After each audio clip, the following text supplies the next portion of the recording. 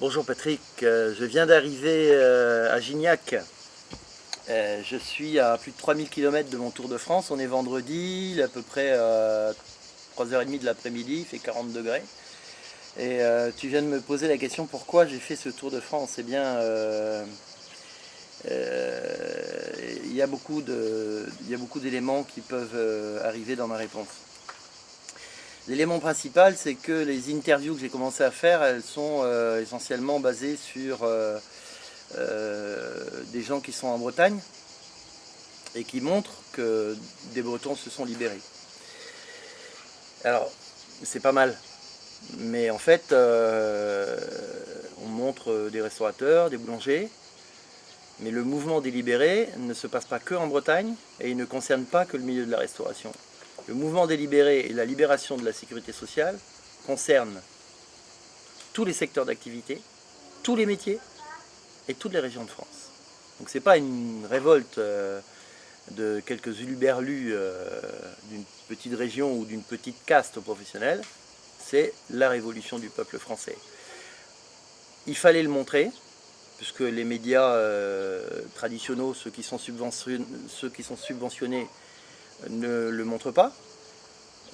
J'ai pris la décision de faire ce Tour de France pour récolter les témoignages de Français, comme toi et moi, qui se lèvent le matin, qui bossent, qui ont des galères à cause de leur charge sociale du système étatique actuel, et qui ont décidé à un moment donné de leur vie de se remettre debout, c'est-à-dire de prendre en main leurs responsabilités et de faire jouer leurs droits, c'est-à-dire de s'assurer, de devenir des assurés sociaux européens. Et donc ce sont tous ces témoignages que je suis allé chercher et je les ai engrangés. Donc là on est vendredi, j'en suis à un peu plus d'une vingtaine actuellement. Je termine dimanche soir, j'aurai à peu près une trentaine de témoignages que je diffuserai, pas au compte-gouttes, mais à peu près un par jour, à partir de la semaine prochaine, jusqu'à la rentrée de septembre. Là, c'est la première raison. La deuxième raison, pourquoi? Parce qu'en fait, les médias classiques ne font pas ce que j'ai fait. Et en fait, ça ne va pas servir que aux gens qui ne connaissent pas le processus de la liberté sociale, mais ça va servir également d'éléments de preuve pour dire que les solutions, elles existent. Donc pour montrer à celles et ceux qui aujourd'hui en auraient besoin, qui ne sont pas au courant que les textes de loi existent en notre faveur pour bénéficier de la protection sociale partout en Europe, premier point. Et deuxièmement, pour que chacun puisse le montrer à son député, à son sénateur, pour dire, voilà monsieur le député, voilà monsieur le sénateur, comment se fait-il que vous ne nous ayez pas prévenu que les solutions existaient en Europe depuis 1993 et en France depuis 2001. Voilà les raisons essentielles. C'est pas pour me faire plaisir que j'ai décidé de prendre ma voiture, mais par contre, c'est une aventure humaine extraordinaire. Je la conseille à tout le monde. J'en suis à 3000 et quelques kilomètres. Je dors 5 heures par nuit, mais je suis reçu partout à bras ouverts, avec les Français comme tout le monde, monsieur tout le monde. Et puis tout le monde m'offre le gîte, le couvert et un peu plus. Certains m'aident pour payer l'essence. Je fais des rencontres absolument extraordinaires. Voilà, sur le point de vue humain, c'est extrêmement enrichissant. Et j'oublierai pas cette semaine extraordinaire qui est loin d'être finie parce que tout à l'heure je m'en vais sur Toulouse. Demain soir je serai sur Sarlat, donc à la réunion de Lolita et de Johan. Ce soir à Toulouse, ce sera dans un camping avec Arthur Frias qui nous recevra. On sera une quinzaine également. Et en remontant donc vers la Bretagne dimanche, j'aurai encore 2-3 spots pour faire 2-3 interviews. Et je finirai sûrement du côté de Lorient et de Pont-l'Abbé chez mes amis bretons pour acheter une baguette de pain et une pizza. Et dimanche soir, j'embrasserai mes enfants parce qu'ils ne m'auront pas vu depuis une semaine. Voilà. Qu'est-ce que c'est que la libération de la Sécu? Mais en fait, c'est pas vraiment le terme qu'il faut employer, puisque on devient un assuré social européen. C'est-à-dire que on cotise, on paye des cotisations à une assurance qui est privée.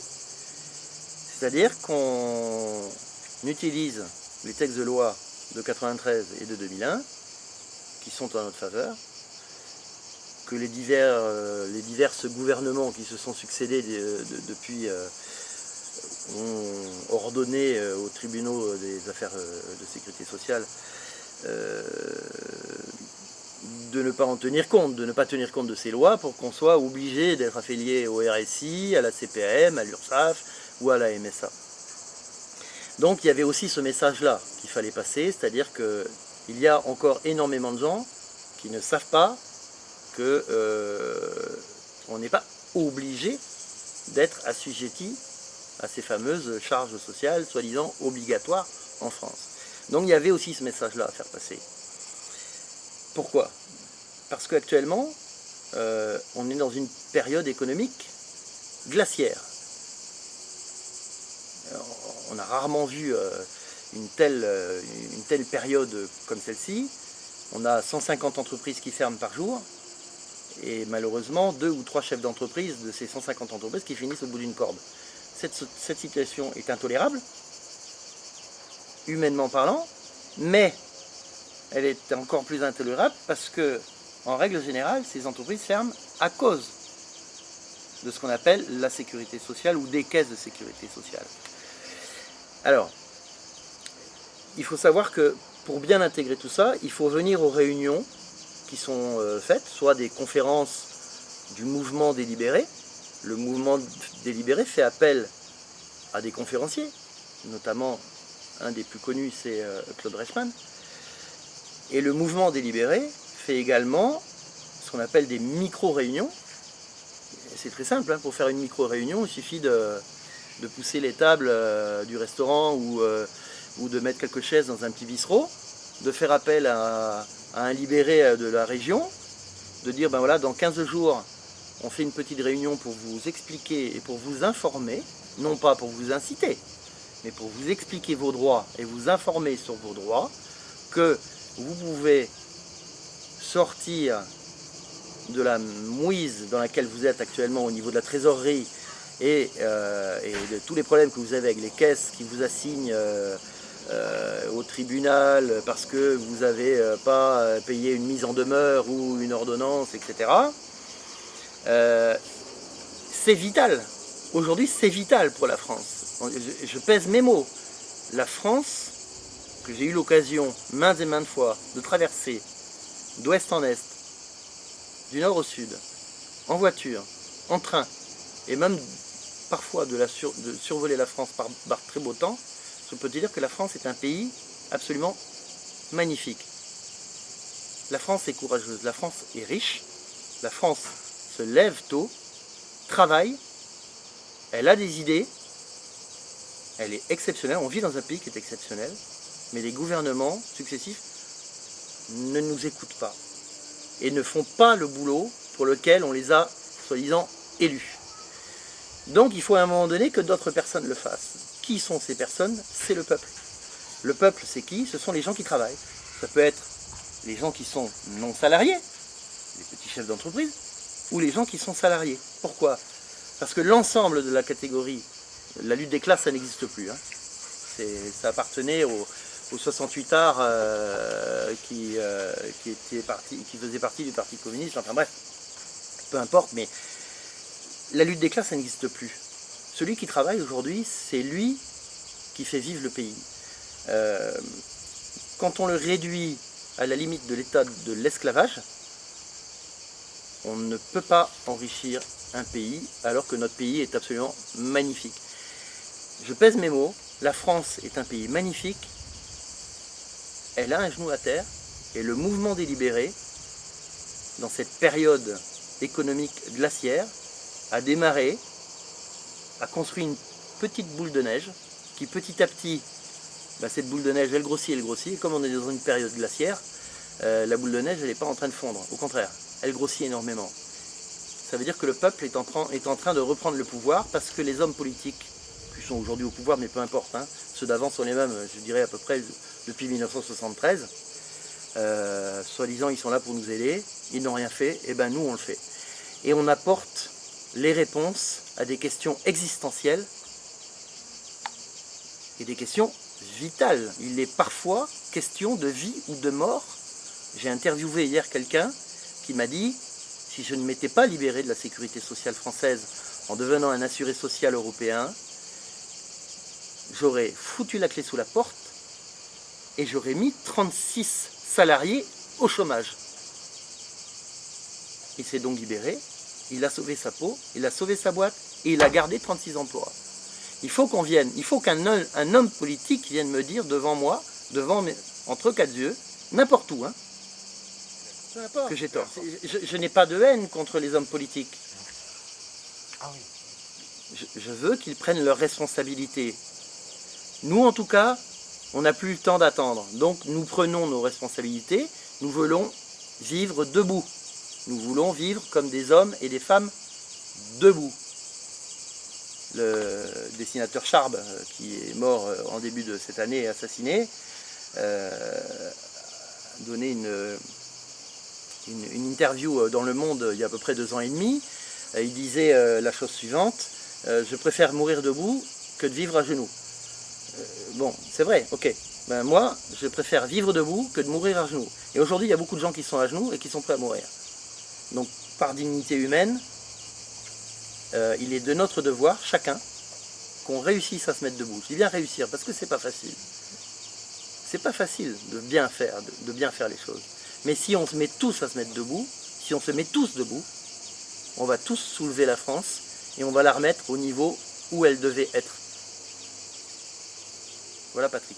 Je suis ici à Gignac, je suis invité une nouvelle fois chez Alexandra et Sébastien, Alexandra Pousset qui est la fille de Christian. On va parler un petit peu de Christian et puis d'autres personnes. Je critique les hommes politiques. Il y a quelques hommes politiques intègres, évidemment, qui ont fait leur boulot, et voilà. Mais il y a d'autres personnes qui ne sont pas des hommes politiques, qui ont fait bouger les choses, qui se battent depuis des années. Christian Pousset est un exemple pour beaucoup d'entre nous. Moi, étant fils d'un des hommes de l'ombre du CDCA du Finistère, je sais ce que représente le CDCA, puisque le CDCA a été créé par Jean Ourmand en 1968 dans le Finistère. Je l'ai rencontré, je l'ai interviewé il n'y a pas très longtemps. Jean Ourmand était un exemple, est un exemple. Les hommes qui ont écrit l'histoire depuis les années 70, qui sont ceux qui ont voulu faire avancer les choses contre l'immobilisme de l'État, sont notamment Jean Ourmand qui a créé le CDCA dans les années 68, là-haut dans le Finistère. Évidemment, Christian Pousset, qui est un exemple pour énormément de gens. Ce sont des hommes, dans leur combat, on ne peut être que admiratif. Voilà. Aujourd'hui, d'autres personnes se battent. Je peux en citer quelques-unes.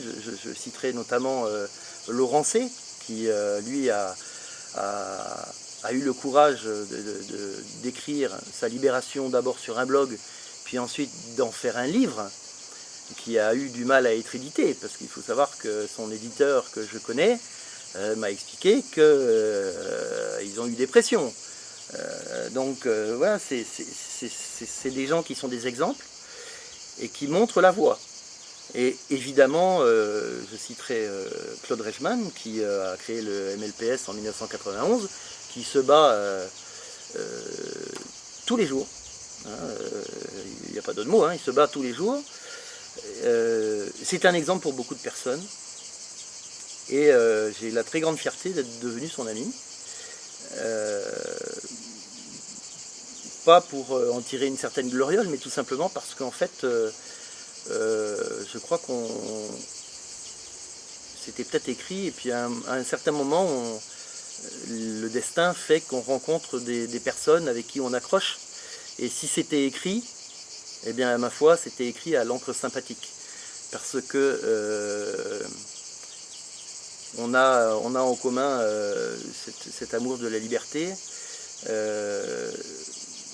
la partie entre guillemets syndicaliste, qui n'est pas un mot péjoratif, mais le combat en tout cas, pour défendre nos opinions. Parce que nos opinions, on ne les laisse pas à la porte.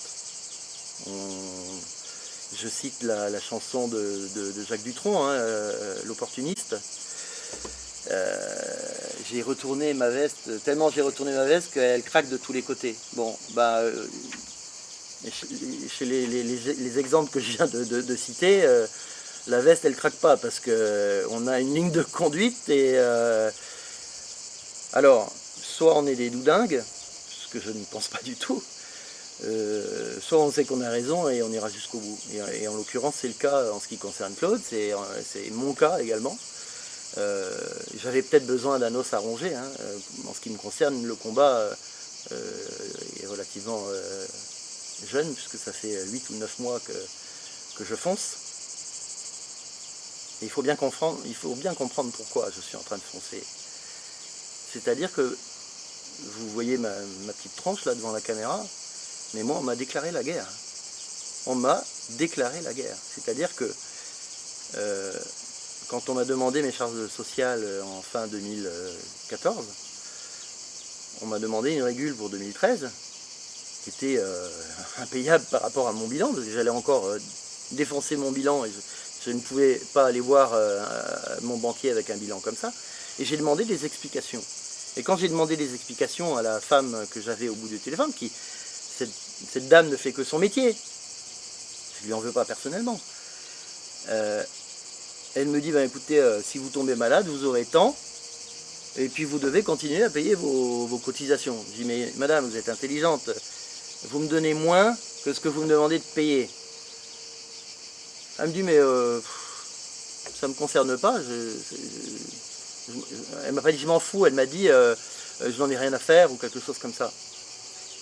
Et j'ai dit, mais écoutez, donc vous êtes en train de m'expliquer que si je tombe malade, mes enfants et ma femme finiront sous les ponts. Donc vous venez de me déclarer la guerre. Une seule fois suffira, hein, chez moi, hein. C'est pas la peine de me déclarer 2 fois la guerre. On m'a déclaré la guerre. C'est pas moi qui cherchais cette guerre. On me l'a déclarée. Et je peux vous dire que cette guerre, on va la gagner. Pourquoi? Parce qu'en fait, les textes de loi, déjà, nous donnent raison depuis très longtemps. Mais le 18 juin dernier, c'est-à-dire il y a un petit peu plus d'un mois, la Cour de cassation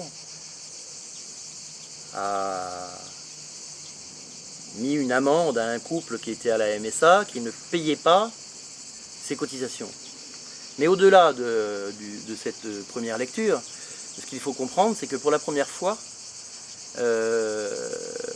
la Cour de cassation en France reprend mot pour mot l'arrêt BKK, qui est un arrêt très connu dans le mouvement des libérés, qui en fait dit que les caisses de sécurité sociale, qu'elles soient nationales ou privées à but non lucratif ou de mission publique, sont des caisses qui sont en concurrence et qui sont en plus soumis au code de la consommation. Le code de la consommation, c'est un peu comme le code, du travail, hein. Le code de la consommation, c'est très fourni. Il y a plein d'exemples que je pourrais citer. On ne va pas partir dans les détails techniques. Il faut savoir que, du coup, aujourd'hui, on n'est même plus obligé d'attendre une mise en demeure ou une ordonnance. Il faut savoir qu'à partir du moment où on va recevoir un avis, un appel de cotisation, ce ne sera plus le tribunal des affaires sociales qui va compter. C'est le pénal. Et la grosse différence, c'est que c'est le responsable de la caisse qui sera personnellement impliqué. Ce n'est pas le RSI ou l'URSSAF, c'est monsieur le directeur du RSI de telle région qui sera directement impliqué. Et là, on ne parle pas de 3 000 €. Hein. On parle de centaines de milliers d'euros et de plusieurs années de prison. Donc cet arrêt est fondamental. Cet arrêt de la Cour de cassation de Bordeaux, la deuxième chambre de la Cour de cassation, est fondamental. Il apporte encore une énorme... il constitue à agrandir la brèche de ce mur de Berlin qui était le monopole de la sécurité sociale et de celles et ceux qui veulent à tout prix le protéger dans notre pays.